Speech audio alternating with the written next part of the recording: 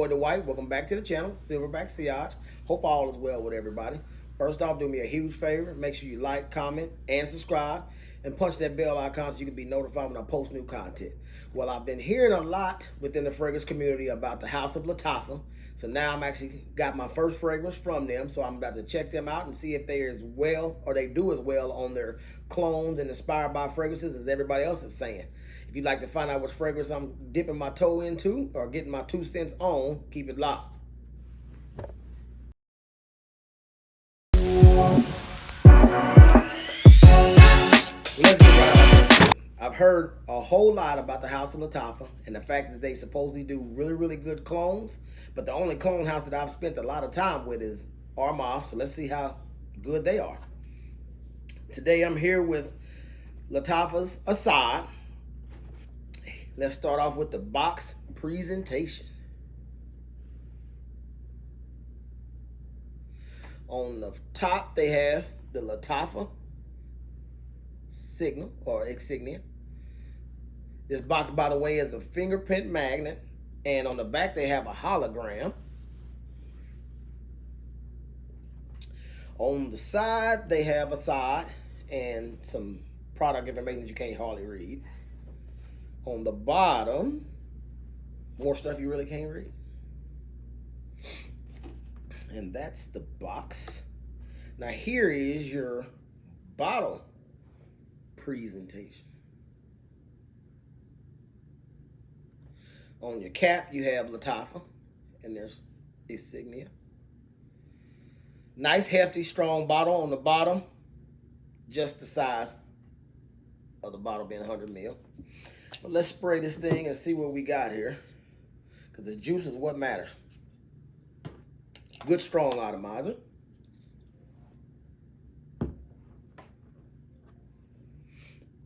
Main accords for this one is warm, spicy, vanilla, amber, powdery, and woody.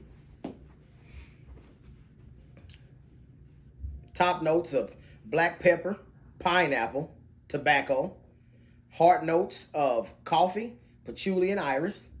Base notes of amber, vanilla, dry woods, benzoin, and lavender. Now, what I get in this one here, and by the way, I also meant to tell you that this fragrance here is inspired by, or actually somewhat a clone of, Dior Sauvage Elixir. I've got a chance to get some full wearings of this one in, over a couple of days and test it out. But one thing I noticed different about this one versus Elixir, where Elixir, Sauvage Elixir, is kind of led by cinnamon and nutmeg and spices and some pepper. This one here is more pepper, Szechuan pepper heavy. But the thing that sticks out to me in the opening that's extremely different from Elixir is this one has a pineapple accord that within the first probably 5 to 10 minutes of it being sprayed on your skin and clothes, you get that pineapple blast, which there's no fruity nuances from what I remember in Sauvage Elixir.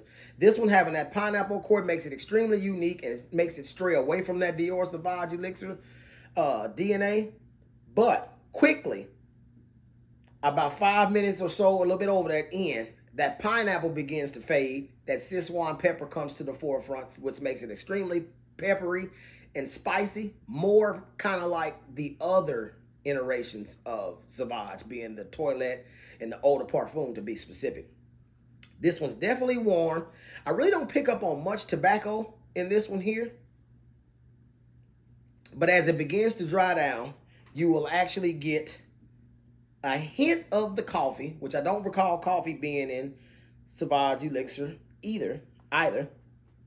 But what I do pick up is some of that iris and amber.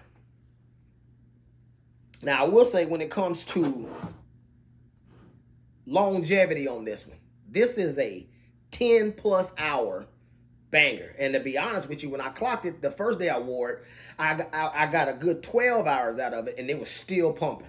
You still could pick up on it when you smell your hand or your clothes. Yeah, your clothes, it'll probably be in there for days. This one here is a monster, Middle Eastern monster.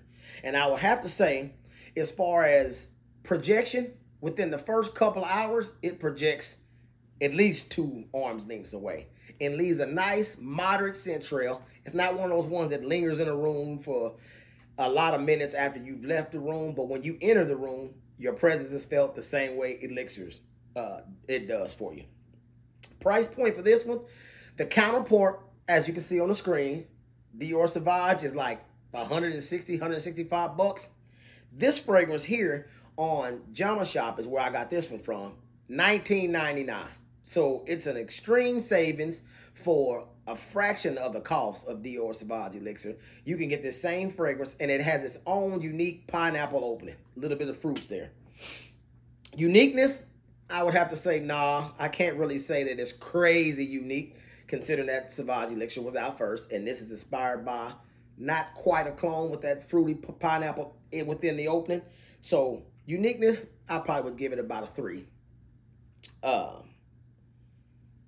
Performance, like I said, 12 plus hours.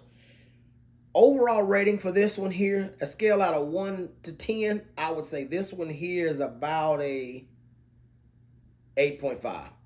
One that I like a whole lot. And what I like about this one here, it's not redundant to have this one and Elixir in your collection. For the simple fact, Elixir does more of the cinnamon and nutmeg thing within the opening and dries down to a little bit of the lavender and the vanilla nuances. This one here hits you right away with that pineapple that quickly fades, and then you get the Szechuan pepper to kick in, so it's very, very spicy throughout. And then as it dries down, you get more of that amber vanilla nuances versus lavender within Dior Sauvage.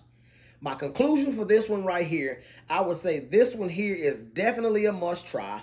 I don't really know where you'd be able to get any samples or any decants of this one here, considering that the price point is only at $19.99.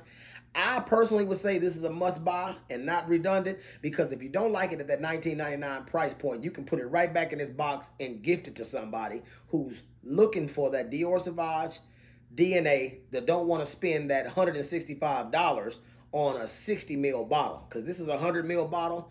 With a Dior, you get 60 ml for 165 bucks. I'm hearing that they have a 100 ml bottle out, but I'm led to understand it's well over the $200 price point to get you a 100 ml of that. And this, you can get this for 20 bucks. Me, myself, I look forward to spending more time with this one though, but that's the full review for this one. I definitely look forward to trying other fragrances within the house of Lattafa, because I heard they do wonderful on almost all their clones. And I also recently discovered the fact that they've been cloning a lot of different things from Tom Ford. So Tom Ford fragrances are at a high retail cost. Lattafa's not. But other than that, that's my time. Peace.